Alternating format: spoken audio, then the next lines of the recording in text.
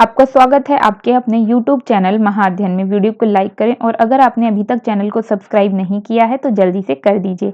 आज हम करने जा रहे हैं हमारी 6th स्टैंडर्ड की वर्कशीट जिसका नंबर है 18 और हम पंचायती राज जो चैप्टर पढ़ रहे थे लेसन 5 जो हमारा SPL से है यानी कि सामाजिक और राजनीतिक सोशल एंड पॉलिटिकल लाइफ से है, उसी बुक से आज हम दोबारा इसी चैप्टर को आगे बढ़ा रहे हैं। वर्कशीट का नंबर 18 और डेट 27 नवंबर। आज हम पंचायत के बारे में कुछ और बातें पढ़ेंगे। हमने पंचायत को जब पढ़ा था, आज हम पढ़ेंगे पंचायत के लेवल्स, और ये लेवल्स 3 लेवल्स हैं। हमने जब बात की थी पंचायत की तो हम ग्राम पंचायत की बात करें, और ग्राम पंचायत को जब हमने बनाया तो विलेज लेवल पे बनाया। विलेज लेवल पे बनाने के बाद अगर हम बात करें कि क्या ग्राम पंचायत सिर्फ ग्राम लेवल पे या गांव के लेवल पे, विलेज लेवल पे बनकर ही खत्म हो जाती है, क्या वो सिर्फ वहीं तक रिलेट करती है? तो हम कहेंगे बिल्कुल भी नहीं। बहुत सारी ग्राम पंचायत मिलकर यानी विलेज लेवल मिलके सारे एक पंचायत समिति का निर्माण करते हैं, यानी इन सब के मिलने से बनती है पंचायत समिति जो कि एक ब्लॉक लेवल पर होती है। और बहुत सारी पंचायत समितियां एक डिस्ट्रिक्ट लेवल के अंदर आती हैं जिसे हम जिला परिषद बोलते हैं।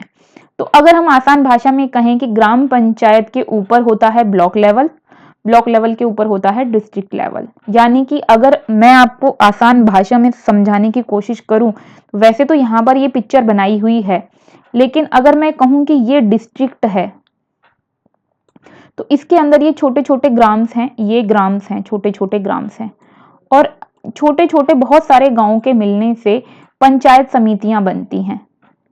पंचायत समितियां तो एक डिस्ट्रिक्ट, अगर मैं ये कह रही हूं कि रेड कलर अगर डिस्ट्रिक्ट है, अगर रेड कलर डिस्ट्रिक्ट है तो मैं ये कह रही हूं कि उसके अंदर ये ब्लू कलर के बहुत सारे ब्लॉक लेवल हैं। एक डिस्ट्रिक्ट के अंदर कई सारे ब्लॉक हो सकते हैं। ये मैंने अपनी सुविधा के हिसाब से गोल गोल बना दिए हैं, पर आप समझ जाइए कि ये होते हैं। और हर एक ब्लॉक के अंदर कई सारे ग्राम होते हैं, और उन ग्रामों को मैं बना देती हूँ ग्रीन कलर से। ये छोटे छोटे छोटे छोटे ग्राम्स हैं, ये ग्राम्स अलग अलग के अंदर अलग अलग ग्राम्स हैं। तो आई होप आपको क्लियर हो गया होगा। अब हम बढ़ जाते हैं जो हम आज की वर्कशीट हमें बताना चाहती है उसकी तरफ। सबसे पहले पंचायती राज सिस्टम के बारे में हम पढ़ चुके हैं, एक बार दोबारा से देख लेते हैं। ये एक ऐसा प्रोसेस है जिसके द्वारा लोगों का पार्टिसिपेशन, गवर्नमेंट में पार्टिसिपेशन बढ़ता है।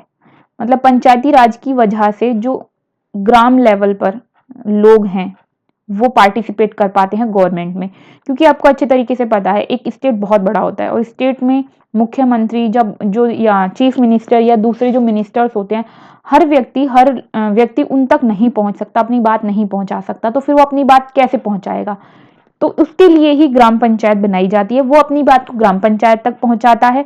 ग्राम पंचायत में सचिव, आपने याद है ना, हमने पढ़ा था ग्राम पंचायत के लिए एक सचिव भी होता है, सेक्रेटरी जिसे हम इंग्लिश में बोलते हैं, सेक्रेटरी होता है। सेक्रेटरी सभी चीजों को नोट डाउन करता है जो ग्राम सभा में डिसाइड होती हैं, और इस तरीके से वो ग्राम पंचायत से ब्लॉक लेवल तक जाती हैं, और ब्लॉक लेवल से डिस्ट्रिक्ट लेवल तक जाती हैं, और डिस्ट्रिक्ट लेवल पर आकर फाइनली डेवलपमेंट के लिए रूल्स बनते हैं और प्लान्स बनते हैं, और वो फिर लागू होते हैं, इंप्लीमेंट किए जाते हैं। अब बढ़ते हैं आगे, वापस पहले की तरह दोबारा से अपनी वर्कशीट पर आ जाते हैं। तो अपनी वर्कशीट को जब हम देख रहे हैं, कुल मिला के पंचायती राज एक सिस्टम है जिसमें लोगों का पार्टिसिपेशन बनाया जाता है गवर्नमेंट के अंदर।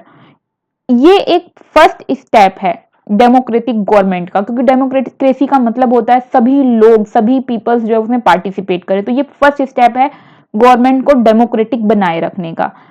पंचायती राज के पीछे आपसे पूछा जाए कि मेन आइडिया क्या है, तो इसके पीछे मेन आइडिया है पीपल्स जो है वो ज्यादा से ज्यादा पार्टिसिपेट करें और अपनी आवाज को उठाएं, यानी रेज करें अपनी वॉइस को। Provide more and more space for people to participate and raise their voice.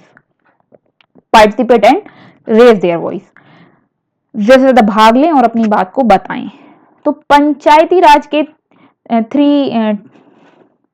ये 3 टायर सिस्टम है। कंसिस्टिंग ग्राम पंचायत, विकास खंड यानी कि पंचायत समिति, और तीसरा जिला परिषद, जो मैंने आपको बता ही दिया है। यही जो 3 मैंने आपको बताए हैं, ये आपको याद रखना है। विलेज लेवल मतलब ग्राम पंचायत, ब्लॉक लेवल मतलब पंचायत समिति, और इसी को विकास खंड भी बोलते हैं। पंचायत समिति को विकास खंड भी बोलते हैं, याद रखने हैं आपको ये नाम। जिला परिषद मतलब डिस्ट्रिक्ट लेवल, ताकि कंफ्यूजन ना हो अगर विकास खंड पूछ लिया जाए तो। वैसे तो हम ये सब मैंने आपको समझा दिया है, लेकिन मैं आपको एक बार यहाँ पर दोबारा से बता देती हूँ। ग्राम पंचायत अब तक हम बार बार पढ़ते ही आए हैं कि ग्राम पंचायत को बनाने के लिए गांव के जो लोग होते हैं वो अपने वार्ड मेंबर्स को इलेक्ट करते हैं, हेड चुनते हैं, और हेड और वार्ड मेंबर मिलकर बना लेते हैं पंचायत। और ये जो ग्राम पंचायत होती है, इसमें ग्राम पंचायत और ग्राम सभा दोनों मिलकर काम करते हैं, और ग्राम पंचायत रिस्पॉन्सिबल होती है ग्राम सभा के लिए। उसके बाद सेकंड है अब यहाँ पर पंचायत समिति।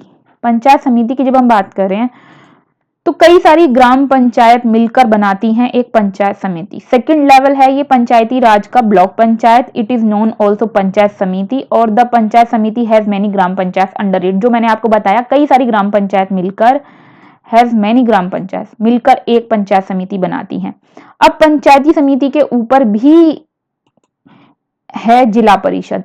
जिला पंचायत या जिला परिषद ये पंचायती समिति से भी ऊपर काम करती है, यानी कि जैसे मैंने आपको बताया कि एक जिला परिषद में बहुत सारी पंचायत समिति आती हैं, और ये थर्ड लेवल है, और यही वो लेवल है जहां पर डेवलपमेंट्स के प्लान बनते हैं और इम्प्लीमेंटेशन में आते हैं। तो यहाँ लिखा है ना, जिला परिषद makes development plans at the level of a district.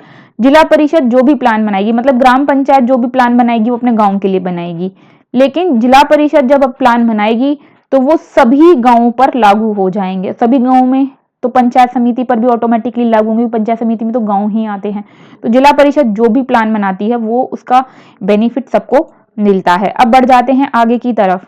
अब हम देखते हैं आज हमने क्या सीखा। सबसे पहले हमें 3 लेवल्स बताने हैं पंचायती राज के। तो 3 लेवल्स ग्राम पंचायत, पंचायत समिति और जिला परिषद, जो मैंने आपको बार बार बता ही दिए हैं। फिर हमें पर्पस या मेन आइडिया बताना है, और मैंने अभी भी आपको कहा भी था कि हमें अगर पर्पस या मेन आइडिया पूछ लिया जाए तो आपको याद रखना है कि इसका पर्पस या मेन आइडिया क्या है। तो इसका पर्पस या मेन आइडिया है कि ज्यादा से ज्यादा लोग पार्टिसिपेट कर सकें, और पार्टिसिपेशन के साथ साथ अपनी वॉइस को रेज कर सकें। थर्ड क्वेश्चन हमसे पूछा गया है कि आप जिला परिषद से क्या समझते हैं। तो अगर हम जिला परिषद की बात करें कि हम जिला परिषद से क्या समझते हैं, तो यही वो लेवल है जहां पर प्लान्स बनाए जाते हैं, डेवलपमेंट प्लान्स, जिसका फायदा विलेजेस को मिलता है। अब उसके बाद हमसे फोर्थ क्वेश्चन पूछा गया है कि आप डायाग्राम बनाओ, और डायाग्राम भी आपको किस चीज का बनाना है। डायाग्राम बनाना है आपको 3 टायर पंचायत का, जो वहां पर दिया हुआ था।